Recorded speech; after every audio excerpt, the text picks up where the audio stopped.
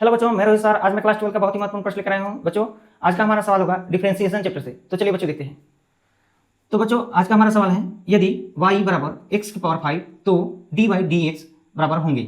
बच्चों, हमारे ऑप्शन इस प्रकार है 5x, 6x, 5x की पावर 4, 5x की पावर 2। बच्चों, यह सवाल अवकलन चैप्टर से है, यानी डिफरेंशिएशन चैप्टर से है। तो बच्चों, इस सवाल को बनाने के लिए हमें एक सूत्र की आवश्यकता होगी।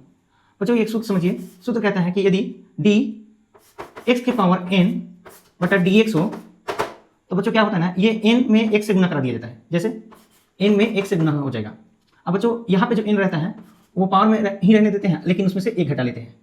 अर्थात बच्चों, ये हमारा फॉर्मूला हो जाएगा dx to the power n बटा dx बराबर होता है n into x to the power n minus 1। अब बच्चों, जो हमारा दिया गया सवाल है इसी सूत्र का है। हमें y का मान दिया है x की पावर 5, हमें dy dx ज्ञात करने को बोला है। तो अर्थात हम dy dx निकालेंगे। तो dy dx होगा, d हो जाएगा, y का मान तो दिया है, क्या दिया है बच्चों, x की पावर 5, तो यहाँ लिख देंगे x की पावर 5। अब बच्चा हो जाएगा dx।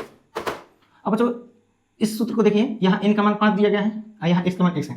तो ये n में x से गुना हो गया है, तो ये 5 में x से गुना हो जाएगा, तो ये हो जाएगा 5x।